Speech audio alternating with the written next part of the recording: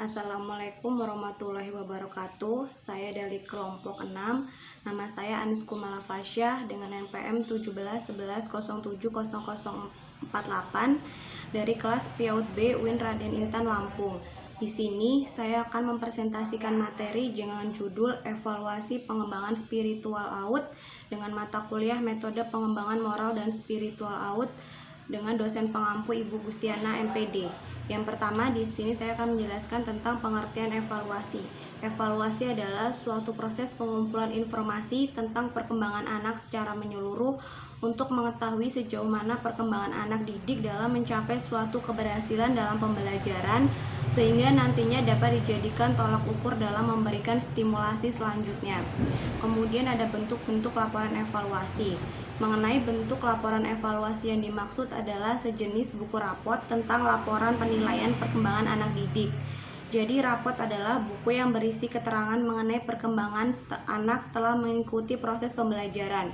Buku ini berisi sekumpulan hasil penilaian yang nantinya disampaikan oleh guru sebagai bahan laporan kepada orang tua atau wali murid setiap semester sebagai pertanggungjawaban lembaga sekolah.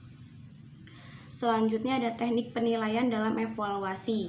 Teknik penilaian biasanya digunakan untuk mengoleksi data yang kemudian melalui seleksi akan diubah menjadi bukti adanya perkembangan kemajuan belajar anak.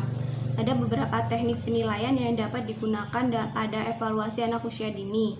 Yang pertama, observasi atau pengamatan, merupakan proses pengumpulan data dengan menggunakan indera penglihatan secara langsung.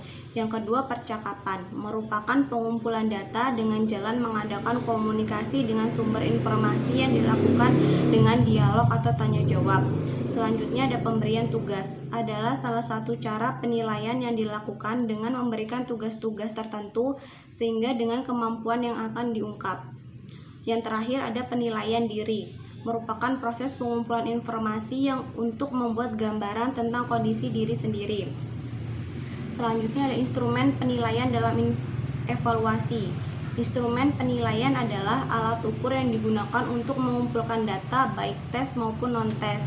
Ada beberapa instrumen penilaian yang dapat digunakan dalam penilaian pada anak usia dini, antara lain yang pertama checklist, merupakan instrumen yang disusun berdasarkan aspek dan indikator perkembangan sesuai dengan kelompok usia. Yang kedua, catatan anekdot adalah salah satu bentuk catatan tentang gejala tingkah laku yang berkaitan dengan sikap dan perilaku anak yang khusus, baik yang positif ataupun negatif. Yang terakhir, running record, merupakan catatan semua kejadian atau perilaku secara rinci dan berurutan. Kemudian ada tujuan evaluasi.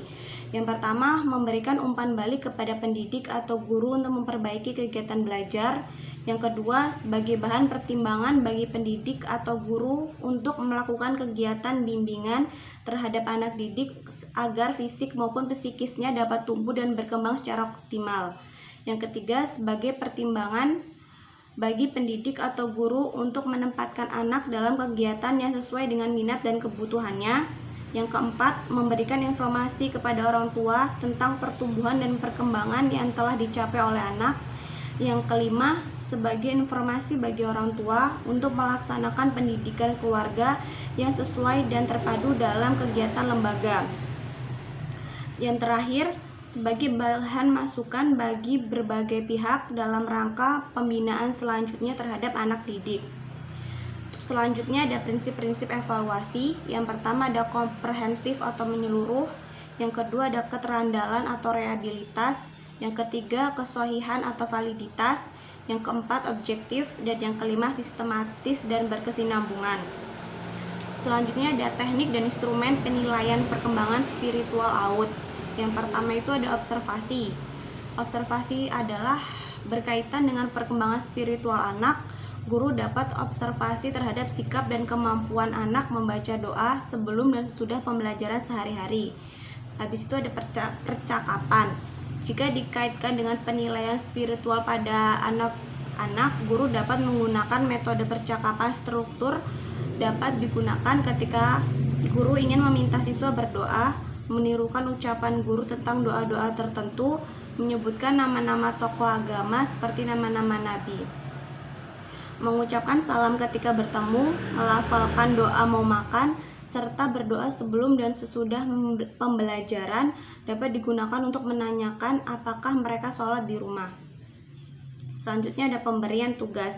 Jika dikaitkan dengan materi perkembangan spiritual, guru dapat meminta anak untuk membuat kolase dari sketsa tempat ibadah atau mewarnai sketsa tempat-tempat ibadah.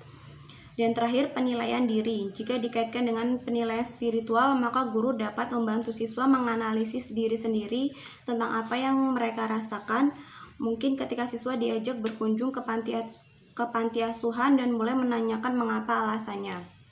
Sekian presentasi dari saya akhiri. Wassalamualaikum warahmatullahi wabarakatuh.